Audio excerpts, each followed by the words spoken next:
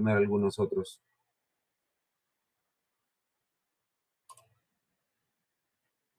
Entonces no existe ningún alimento malo, solo puede serlo el uso que se hace de él, ¿no? Todo alimento cuando se usa en proporciones inadecuadas ya se convierte en un alimento inadecuado, ¿no? O malo. Entonces hay que tener cuidado con ello. Hay componentes o productos definitivamente de riesgo en el mercado que hay que tomar en cuenta. Y en ese sentido, eh, hay muchos alimentos que se asocian a un efecto deleterio, dañino en la salud. Eh, hay definitivas asociaciones entre el consumo de algunos alimentos y la prevalencia de enfermedades crónicas metabólicas, ¿no? Cáncer también, eh, enfermedades cardiovasculares. Mm, y es así como, bueno, en la actualidad ya hay políticas nutricionales que permiten advertir que algunos alimentos, por su contenido en grasas, azúcares, sal, pueden ser dañinos para la salud. Los famosos octógonos, ¿no? Que ahora se incluyen en los alimentos, particularmente los envasados. Sin embargo, el problema es que nosotros satanizamos esos productos, advertimos que no deben ser ingeridos, pero no promocionamos el consumo de alimentos beneficiosos. Eso debería ser la contraparte y creo que es más importante, ¿no? No vemos propaganda, por ejemplo, de frutas, verduras, cereales integrales, ¿no? Digamos, con iniciativa del gobierno, ¿no? De ingiere tal o tal alimento que es mejor para tu salud. Pero sí tenemos una lluvia de propaganda de productos que son dañinos y que siempre solapados, ¿no? Como por ejemplo tal cereal enriquecido con vitamina B o con hierro o con calcio para los huesos, ¿no? Que hacen que aparentemente este producto sea nutritivo y definitivamente no lo es porque es hipercalórico. Entonces hay que tener mucho cuidado con ello.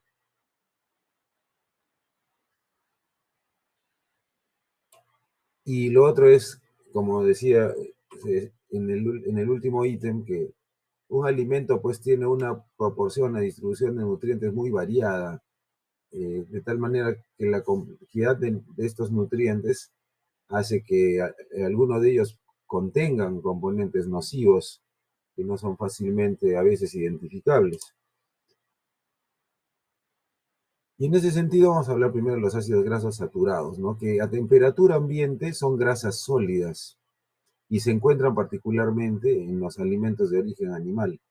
Ahí están los embutidos, la mantequilla, la manteca, las carnes rojas, el queso, las leches enteras y vegetales.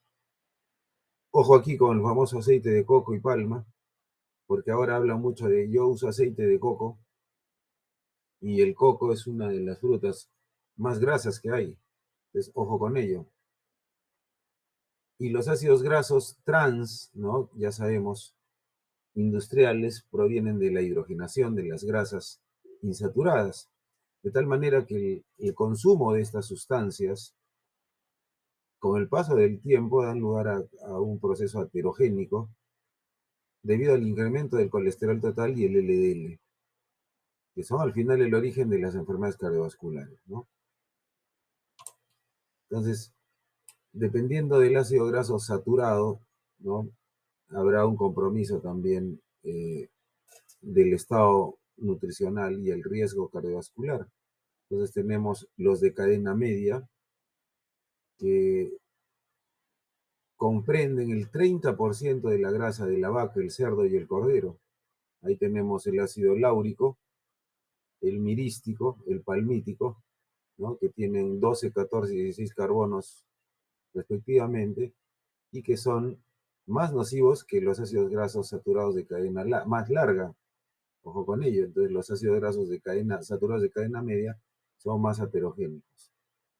Y los de cadena larga son el 27% de la grasa de la vaca y el cordero. Por ejemplo, el esteárico, que tiene la capacidad más bien de reducir el LDL. Entonces, ojo con los ácidos grasos de cadena media. Es por ello que hay que vigilar la ingesta de productos de carnicería y embutidos que acá en Tacna comemos mucho. Y los ácidos grasos trans, también hablamos de ello, son ácidos grasos insaturados que tienen un enlace en posición trans. ¿Ya? Y eso los convierte en grasas muy dañinas, muy deleterias, ¿no? Entonces, eh, normalmente los ácidos grasos insaturados que sintetiza el organismo se encuentran en posición cis, ¿ya? Entonces, los ácidos grasos trans se producen por hidrogenación de aceites vegetales para transformar estos aceites vegetales en grasas sólidas, ¿no? O por calentamiento a altas temperaturas. Esto da lugar a que esas grasas trans tengan incrementen su riesgo o generen un riesgo mayor cardiovascular. ¿Y dónde están las grasas trans? En los platos precocinados, productos de panificación, las pizzas, margarinas, barras de chocolate, ¿no? Ya hemos hablado de que el aporte diario de grasas trans debe ser menor al 2% del aporte energético total, ya que por encima de ello aumentarán el LDL, reducirán el HDL y serán mucho más aterógenos, ¿no? En porcentaje. Entonces, miren, observen las grasas trans, ¿no? Todos los productos en caja, las sopas instantáneas, todos estos productos como los broster, los donas, las donas, los pretzels, los chitos, todos ellos tienen un origen o tienen un componente o contenido de grasas trans muy elevado. Los chocolates comerciales, los pasteles, los productos de bollería, las pizzas, ¿no? Las galletas comerciales, las papas en bolsa. Entonces, todo ello hay que eh, evitar ingerirlo, ¿no? Y si se hace, hay que hacerlo muy esporádicamente. Por otra parte, tenemos las azúcares de absorción rápida y simple, los carbohidratos simples, también hemos hablado de ello, ¿no? Los carbohidratos simples están asociados con obesidad, diabetes, enfermedad cardiovascular y cáncer. Y la fructosa particularmente, por encima de un umbral de 50 gramos por día, tendrá efectos perjudiciales sobre la presión arterial, los niveles de ácido úrico y metabolismo lipídico. Es decir, si yo ingiero más frutas de la cantidad recomendada, por su contenido en fructosa, también pueden convertirse en alimentos dañinos, ya que elevan la presión, pueden generar hígado graso, pueden aumentar los niveles de ácido úrico. Ya, ojo con ello, en la fructosa.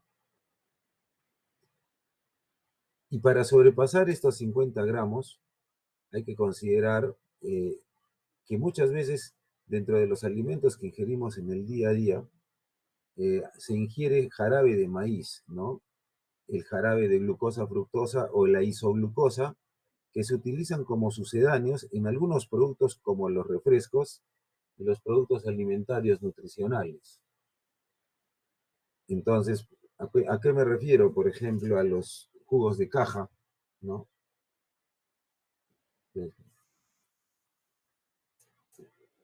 Que son de uso muy difundido, ¿no?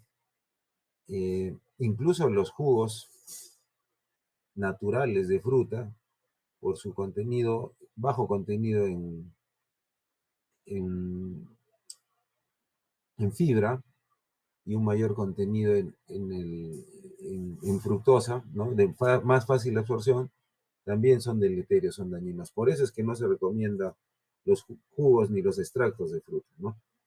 Pero generalmente uno alcanza o supera, digamos, la cantidad de fructosa diaria cuando ingiere este tipo de productos que tienen jarabe de maíz, ¿no? Como un endulzante.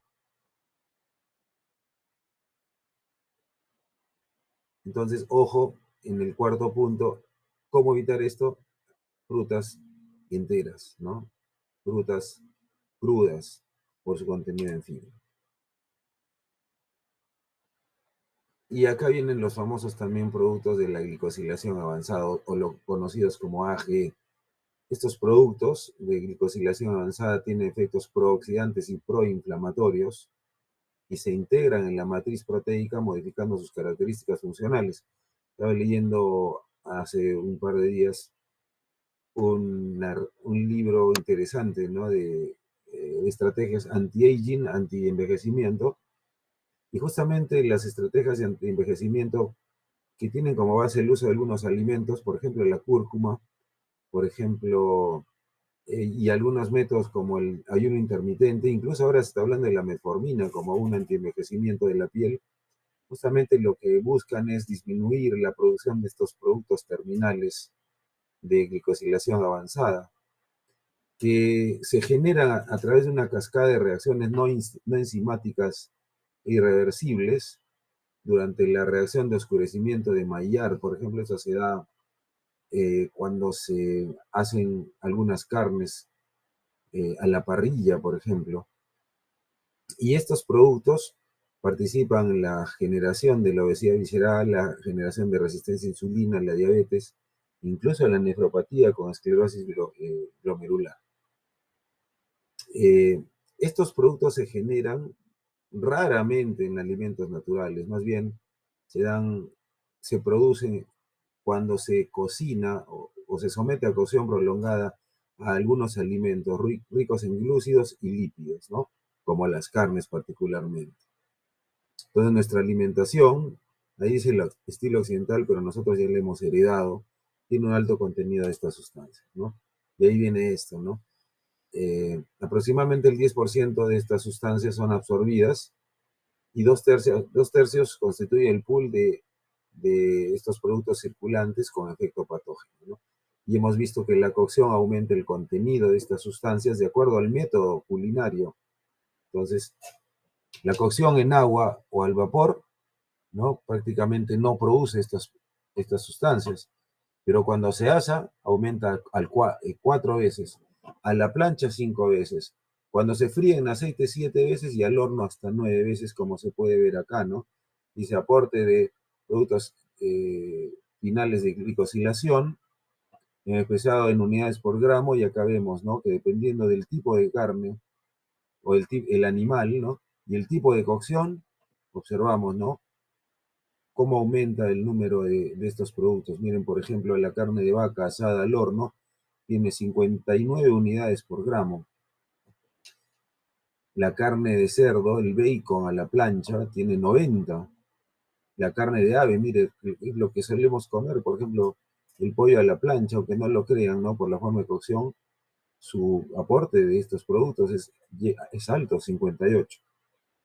¿Se dan cuenta? Entonces, depende del tipo de carne.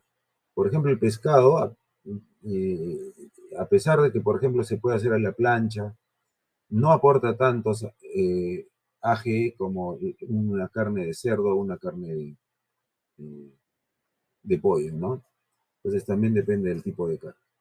Pero ojo, el tipo de cocción determina que un alimento tenga una mayor cantidad de estas sustancias que son aterogénicas, ¿no?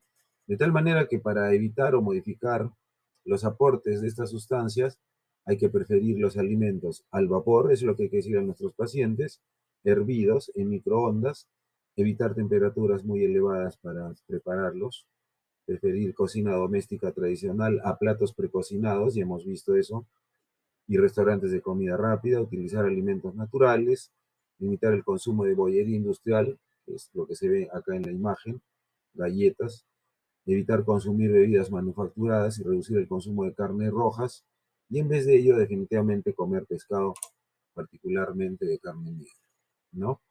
Si hablamos del alcohol, el alcohol o su consumo se asocia al aumento de cáncer del tracto digestivo, boca, faringe, laringe, esófago, también pulmón, colon, recto, hígado y mama, ¿no? En tanto en mujeres pre y posmenopáusicas. Y si se suma al tabaquismo, este riesgo aumenta más. Entonces, la nutrición, sin duda, es un factor modificable que podría mejorar el proceso o evitar el proceso carcinogenético en sus diversas fases, tanto el metabolismo de los carcinógenos, la defensa celular y del huésped, la diferenciación y el crecimiento del tumor. Es así que la nutrición y la dieta contribuyen en un 35% a los factores causales del cáncer. Y esto se ve particularmente en personas que migran, ¿no? De un lugar donde su ingesta de alimentos es saludable a un lugar donde la ingesta el aporte de nutrientes cancerígenos, genera un incremento sustancial de los niveles de cáncer en estas personas. Algunos carcinógenos dietéticos son pesticidas naturales que producen las plantas para protegerse de hongos, insectos o depredadores animales, o también son micotoxinas producidas como metabolitos por parte del moho de los alimentos, ¿no? Como las aflatoxinas, las fumonicinas y las ocratoxinas. La obesidad también es un factor de riesgo para el cáncer y podría ser el responsable del 6% de todo, la responsable del 6% de todos los cánceres. Sin duda alguna hay una relación entre el peso corporal, el IMC y el cáncer, ¿no? En áreas concretas, por ejemplo, hay asociación con cáncer de esófago, páncreas, vesícula biliar, hígado, mama, próstata, ¿no? Que no sale ahí, endometrio, riñones, colon, recto. ¿Por qué? Porque hay asociación entre la obesidad y la resistencia a insulina. Y la resistencia a insulina, ¿no? O la insulina es un factor de crecimiento de algunos tipos de cáncer, particularmente, como pueden ver, del tracto digestivo. Es por ello que la cirugía bariátrica, al disminuir los niveles de resistencia a insulina, podría reducir la mortalidad por cáncer hasta en un 60%. Y un adolescente obeso tiene un riesgo 2 veces superior de fallecimiento por cáncer en su adultez, sobre todo cáncer de colon, ¿no? Eso es por el tiempo que cursa con la resistencia a insulina. Y acá está lo que les explicaba, ¿no? Que la obesidad, la hiperglicemia y el síndrome de resistencia a insulina dan lugar a un incremento de las concentraciones de la IGF-1, que es un factor de crecimiento similar a la insulina, que es un compuesto potencialmente cancerígeno. Bájalo, Alando. Esta sustancia, el IGF-1 circulante, es un polipéptido secretado por el hígado y que tiene una función clave en el crecimiento y desarrollo normales, pero cuando se produce en exceso, es capaz de promover el desarrollo y la progresión del cáncer, ¿no? De los cánceres que he mencionado. Y hay una asociación clara entre los niveles de IGF-1 y los niveles de insulina. A mayor resistencia a insulina, mayores niveles de IGF-1. Vamos a ver específicamente cuáles son los procedimientos culinarios de riesgo, aunque ya lo hemos visto. Los alimentos ahumados a la brasa y en conserva. Cuando una carne se conserva, ¿no? Para que mantenga más tiempo, se le añaden nitratos. Y los nitratos pueden reducir fácilmente, se reducen a nitritos. Y esos nitritos interaccionan con ciertas sustancias o componentes de los alimentos, particularmente de las proteínas, que son las aminas y las amidas, dando lugar a los compuestos N-nitrosos, es decir, dando lugar a nitrosaminas y nitrosamidas, que tienen efecto mutágeno y carcinogénico, ¿no? Ampliamente conocido. Y estos nitratos y nitritos se usan en alimentos ahumados, en salazones y encurtidos. Ojo con ello. Estos compuestos nitrosos también se producen endógenamente en el estómago y colon de personas que consumen grandes cantidades de carne roja. Entonces, cocinar la carne a la parrilla en exceso sobre el fuego a altas temperaturas puede causar la formación de hidrocarburos aromáticos policíclicos y aminas heterocíclicas. Estos hidrocarburos han demostrado ser mutágenos y carcinógenos. Los alimentos a la brasa o fritos normalmente no producen tantas cantidades de estas sustancias comparados con la cantidad que se genera cuando se cocina a la parrilla. Ahora, las proteínas de origen animal, como las carnes, ¿no? Que dejan caer más grasa sobre las llamas, dan lugar a mayor formación de hidrocarburos aromáticos, más que el pollo a la parrilla, más que el pescado, ¿no? Que hemos visto, ¿no? Y la fuente de la llama también afecta la producción de esta sustancia. Por ejemplo, la que más produce esta sustancia es la parrilla de carbón, seguidas del gas y por último el horno. Ojo con ello. Entonces esas personas, esas familias que semanalmente se reúnen y hacen sus carnes a la parrilla, ya saben cuál puede ser el origen, ¿no?, de algún cáncer en alguno de estos familiares. La cocción de la carne favorece la aparición también de oxiesteroles a partir del colesterol que tiene acción aterogénica. Entonces, estamos viendo cuáles son los alimentos y cuáles son los métodos de cocción que generan más sustancias aterógenas y cancerígenas. Ahora, ¿qué alimentos permiten combatir este estrés oxidativo? Entonces, la lucha contra el estrés oxidativo persigue reducir la producción de radicales libres o de especies reactivas de oxígeno, ya que estas especies reactivas son nocivas, inactivando el monóxido de nitrógeno, ¿no?, ejerciendo un efecto citotóxico en el endotelio e induciendo anomalías de la señalización intracelular. Entonces, para limitar los perjuicios de estas sustancias, el organismo dispone de antioxidantes enzimáticos, ¿no?, endógenos y no enzimáticos, ¿ya? Ahí, por ejemplo, tenemos entre los no enzimáticos la vitamina E, la vitamina C, la A y los carotenoides, el selenio y el zinc, que son aportados exógenamente también, ¿no? Es así que el café y el té, por ejemplo, contienen sustancias antioxidantes y fenoles con propiedades anticancerígenas. El folato afecta la metilación, la síntesis y reparación del ADN. Un alto consumo de folato se asocia a menor riesgo de cáncer de páncreas, por ejemplo. Y la ingesta de fruta protege frente a cánceres de boca, faringe, laringe, esófago, cuello uterino, pulmón y estómago. No se puede, ya hemos visto, ¿no?, en la primera clase, se sugiere entre frutas y verduras ingerir por lo menos 400 miligramos al día. No hay muchos estudios porque no son, no rinden beneficios, ¿no?, de tipo económico, por eso no se hace mucho estudio con alimentos eh, naturales, pero sí la evidencia nos dice que la ingesta de estos alimentos sin duda alguna mejora o previene algunos tipos de cáncer. Entonces la vitamina A, que está comprendida dentro de los carotenoides de origen vegetal, tiene efecto antioxidante, ¿no?, evitando la peroxidación de los fosfolípidos de membrana. Entonces ahí están los beta-carotenos de la zanahoria, el licopeno del tomate, la luteína y la zeaxantina de la col, espinaca y kiwi, ¿no?, que son los principales carotenoides. La vitamina C es un potente reductor.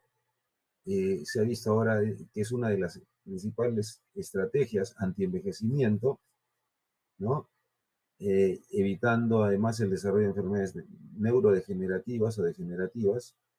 Está presente en frutas como los cítricos, el kiwi y las verduras frescas. Y la vitamina C ayuda a regenerar la vitamina E, que es otro antioxidante. El selenio es un oligoelemento con un gran potencial antioxidante, ya que es cofactor de la glutatión peroxidasa, la cual reduce la peroxidación lipídica. Además, es un cofactor de las selenoproteínas, ¿no?, que puede regenerar las formas reducidas de otros antioxidantes como la vitamina C y la vitamina E. Los microconstituyentes de los vegetales, particularmente de las frutas de colores intensos, como los polifenoles, ¿no?, los flavonoides que están en las frutas y verduras, el vino tinto, el té verde, el cacao, el chocolate, el brócoli, las fresas, los arándanos. Y la soya es una proteína de origen vegetal que contiene fitoestrógenos, que son estrógenos vegetales débiles, e isoflavonas como la genisteína y la daidzeína, eh, que se ha visto que en cantidades moderadas pueden proteger frente al cáncer de mama. Entonces, es un resumen de los fitoquímicos protectores frente al cáncer presentes en frutas, hortalizas y verduras. Y como pueden ver, dependiendo del color de la fruta, será el contenido de esta sustancia fitoquímica. Hemos visto el licopeno, el tomate, por ejemplo, ¿no? Hemos visto las antocianinas, ¿no?, de las uvas, del vino tinto, de los arándanos. Eh, Hemos visto el color naranja que tiene de las zanahorias que contienen alfa y beta caroteno, y así por el estilo. Pero en general, las frutas tienen un alto contenido de estas sustancias fitoquímicas que pueden proteger frente a la oxidación y frente al cáncer.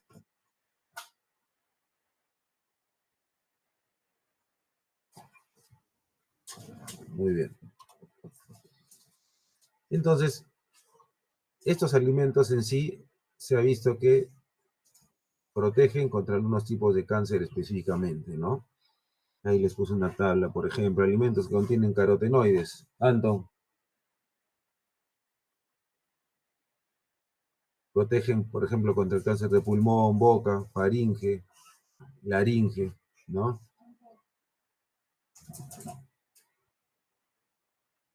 Alimentos que contienen licopeno, próstata. Alimentos que contienen las verduras, por ejemplo, como el ajo, la cebolla, que protegen del cáncer de colon, recto. Entonces, eh, hay estudios que han demostrado, ¿no?, la asociación entre disminución del riesgo de algunos tipos de cáncer y la ingesta de estas sustancias. Ahora vamos a hablar un poquito de la caries dental. Y la caries o la cariogenicidad del origen de la caries depende del volumen y la calidad de la saliva, definitivamente, de su consistencia, perdón, de la consistencia, la composición nutricional de los alimentos que ingerimos, de la placa dental que se acumula a través del tiempo, y naturalmente hay personas que tienen una mayor predisposición genética al deterioro y a la cariogenicidad. Entonces, los alimentos como las galletas saladas, las papas fritas, los cereales secos y las galletas pueden introducirse entre los dientes, ¿no?, en los espacios interproximales y tener una gran capacidad de adherencia o retención. La contraparte es que los alimentos con alto contenido en fibra y con muy poco o ningún hidrato de carbono que se pueda fermentar, ¿no?, como los vegetales crudos, son cariostáticos, ¿no? Eh, como los alimentos proteicos, ¿no? El pescado, la carne, la mayoría de las verduras. Entonces vamos a ver qué significa cariostático. El alimento cariostático no interviene en el deterioro dental, ya que son alimentos que no se metabolizan por los microorganismos que están en la placa dental y no disminuyen el pH de la saliva, ¿no? No lo disminuyen o por debajo de 5.5. Y hemos visto que son en general las proteínas, ¿no? Eso por un lado, o sea, tiene un efecto, se puede decir, neutro sobre el deterioro dental. Pero por otra parte tenemos los alimentos anticariógenos, ¿no?, que sí tienen una capacidad de evitar que la placa reconozca alimentos acidógenos cuando se consumen antes de ingerir alimentos acidógenos. Entre ellos, por ejemplo, están los lácteos, ya que tienen un contenido importante de calcio, fósforo y caseína. ¿Ya? Entonces, cariostáticos, efecto neutro, anticariógenos, evitan la formación de placa cuando se ingieren antes de alimentos acidógenos. Algunos consejos, bueno, son consejos muy generales que todos saben, ¿no? Pero subrayé algunos que me parecieron muy interesantes, como por ejemplo, no consumir alimentos ácidos como las bebidas deportivas, los zumos y sodas. Muchas veces, entre comidas, ¿no?, a media mañana, ingerimos Gatorade, Ace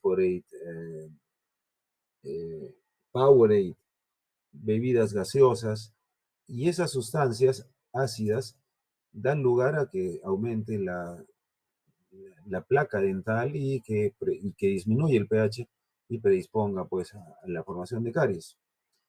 Segundo, miren por ejemplo esto, ¿no? Debe estimularse el uso de chicles y caramelos de xilitol o sorbitol inmediatamente después de una comida o tentempié.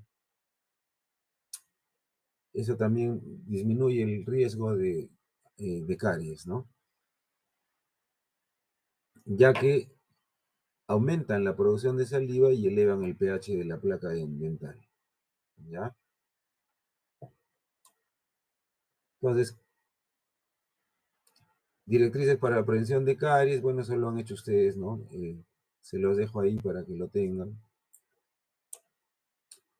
Pero si hablamos particularmente de una de las formas de prevenir la caries, hablamos del flúor. Existen 4 mecanismos de acción del flúor sobre los dientes, ¿no? Primero, cuando se incorpora el esmalte y la dentina junto al calcio y el fósforo, forman la fluoroapatita, que es un compuesto más resistente al ácido que la hidroxiapatita. Mejora la reparación y remineralización de las superficies de los dientes, ayuda a invertir el proceso de deterioro, ¿no? y potencia el desarrollo de una superficie de mayor resistencia a la caries y contribuye a detener los efectos deleterios de las bacterias en la cavidad oral, interfiriendo con la proliferación y la función de estos microorganismos, ¿ya? En cuanto a la salud mental, también hay un campo amplio de estudio de la nutrición, ¿no? Ya que se ha visto que una nutrición adecuada, incluso en una madre, ¿no? En un niño, un bebé en crecimiento, en formación, puede dar lugar a un mantenimiento o una mejora de la estructura y función neuronal y centros encefálicos. Y ahí, de hecho, y de lejos, están los ácidos grasos omega 3 de los que ya hemos hablado ampliamente, que son los ácidos grasos preferidos por el cerebro y el sistema nervioso. Desde la fecundación hasta la madurez, el EPA y el DHA, ácidos grasos omega 3 provenientes del pescado, contribuyen de forma exclusiva, importante e irreemplazable al funcionamiento global del encéfalo y del sistema nervioso. Entonces, la investigación ha demostrado que estas sustancias tienen efectos prometedores en diversos trastornos psiquiátricos y naturalmente en el neurodesarrollo normal de un niño desde que se está formando en el vientre materno. Por otra parte, el ácido alfa-linolénico, ¿no? Que es un ácido graso omega 3 vegetal, está presente en algunas semillas como la linaza, el girasol y la chía y ciertos frutos secos, ¿no? Eh, y ya hemos hablado del EPA y el DHA, que son ácidos grasos omega 3, cuyo origen es particularmente los pescados grasos, ¿no? Y algo en los mariscos. Entonces, estas dos sustancias de origen animal se han utilizado en algunos trastornos como el autismo, la depresión, la esquizofrenia, pacientes con trastornos de ansiedad, pacientes niños con déficit de atención, trastorno bipolar, trastorno de la conducta alimentaria. Entonces, por ejemplo, acá hay una tabla que saqué de una obra de nutrición eh, conocida,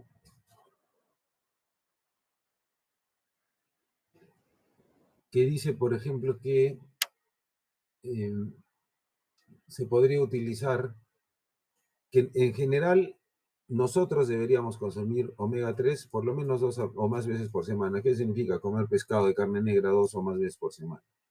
Y para una persona con un trastorno afectivo psicótico de control de impulsos debería por lo menos ingerirse 1 gramo por día, 1000 miligramos de EPA y DHA.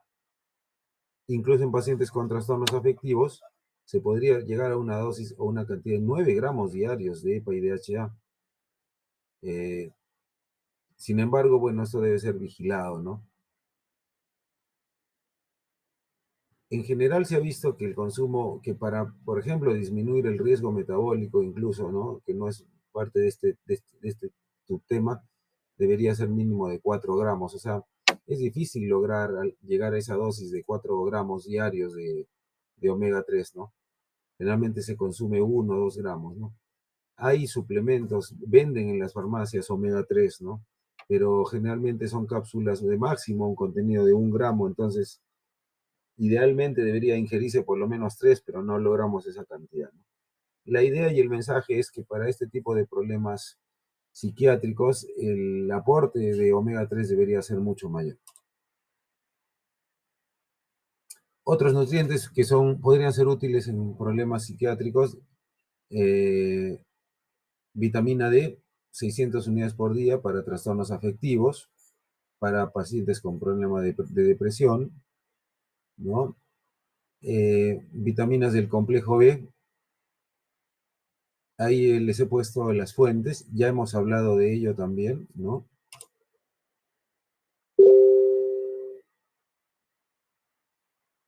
Y